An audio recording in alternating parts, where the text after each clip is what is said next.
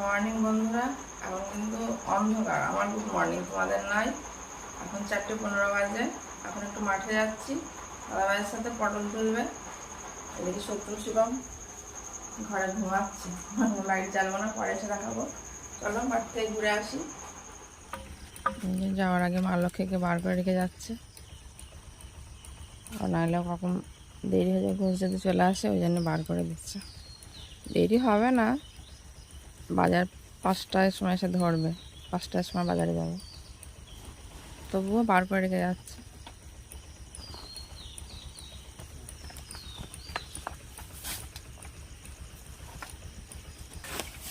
ছানাপোনা দেখিয়ে দিলাম, ছানাপোনা ঘাস খাচ্ছে।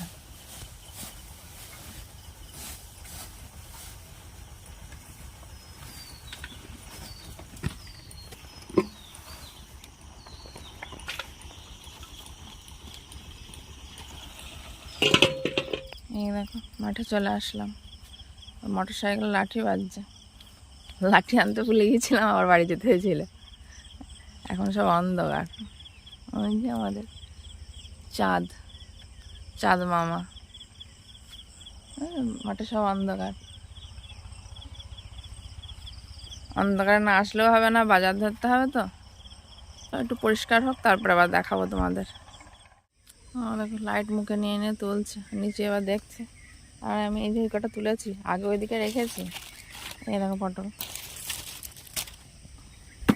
প্রথমে যে ইয়েটা তুলছিলাম এটা অনেকই দেখা যাচ্ছিল, এখন এই দিকটা পটল কমই দেখা যাচ্ছে।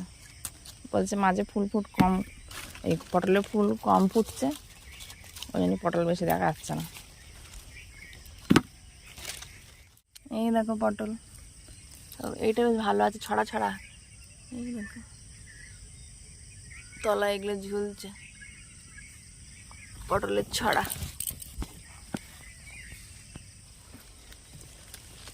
বসে বসে তুলে আনি, বালতি কোথায় গেল আমার।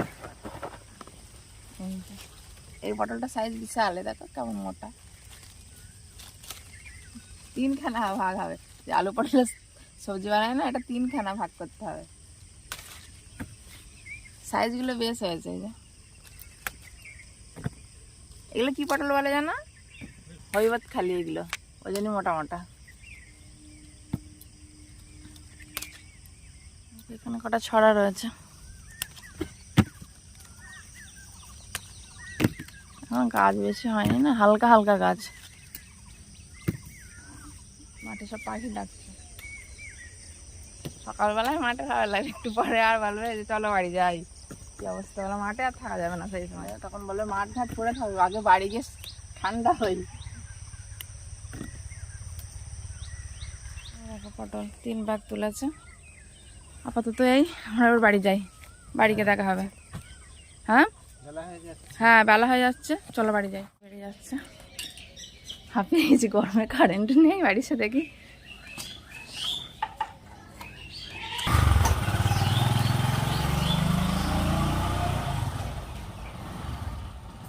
দৌড়াতে দৌড়াতে এসেছি, হাঁপিয়ে গেছি। আসলে মোটর সাইকেলে 3খানা ব্যাগ হয়ে গেল, আমার হেঁটে হেঁটে আসতে হলো। আর ওদিকে ধরবো, খালি পেটে যাবে, ছাতু খুলে দিলাম। ওই জন্য কারেন্ট চলে গেছে। সত্যম শিব আমাদের ঘরে, অন্ধকার, এখন দেখানো যাবে না। তাহলে গাছ গুছিয়ে নিই, পরে আসছি। ফ্রেশ হয়ে ঘরে চলে আসলাম। ওই যে সত্যম উঠে পড়েছে, শিবম এখনো ঘুমাচ্ছে। আমরা মাঠ থেকে ঘুরে আসলাম, আমরা দেখতে পেলাম না, ঘুমাচ্ছিল বলে গেলাম, নাহলে আর জেগে থাকলে আর যাওয়া হতো না। গেলে কি হলো, একটু সুবিধা হলো, হাতে হাতে করে দিতে পারলাম। আর গরমে কাজ করতে পারছে না, খুব কষ্ট হচ্ছে। যা গেলে হাতে হাতে একটু গুছিয়ে দিই। উঠে পড়ো। আমি কেবলই ফ্রেশ হয়েছি, এখন মন্দিরে জলও দিইনি, পুজোও করিনি। এবার কি পুজো করে নেব, তারপর রান্না বসাতে হবে। উঠে পড়ো।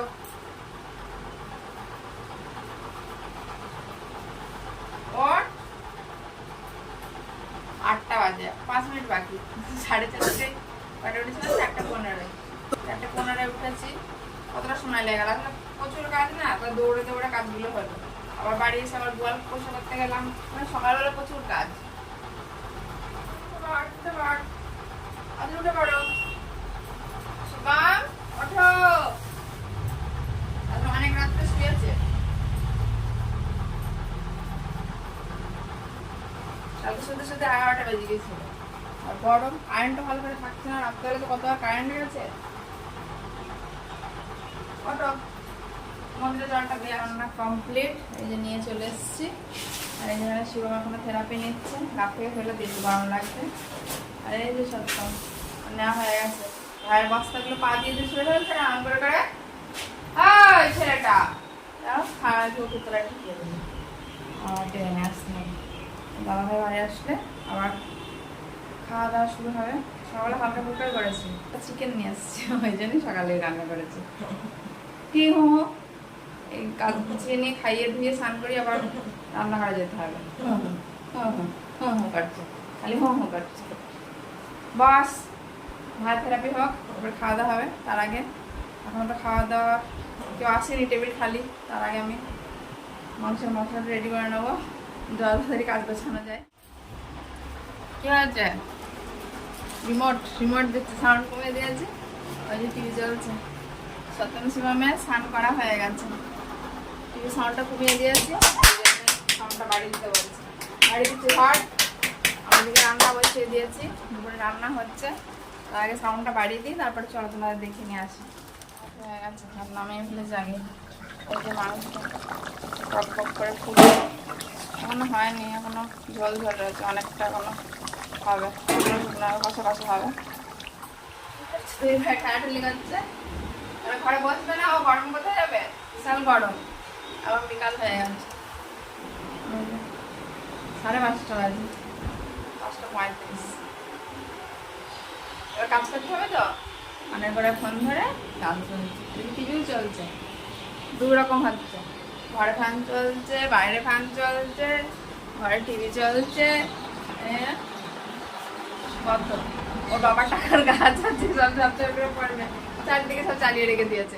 হয়ে গেছে তোমার দাদা ভাই এখন বাইরে, দুপুরে বাড়ি ছিল, ঘুমাচ্ছিল, সকাল সকাল উঠেছিল না, ওই জন্য আমার দুপুরে খাওয়া লেট হয়ে গেছিল। দুপুরে খাওয়া রান্না করে খাওয়া হয়নি, রান্না শেষ হলো তখন কটা বাজে, 1টার সময়।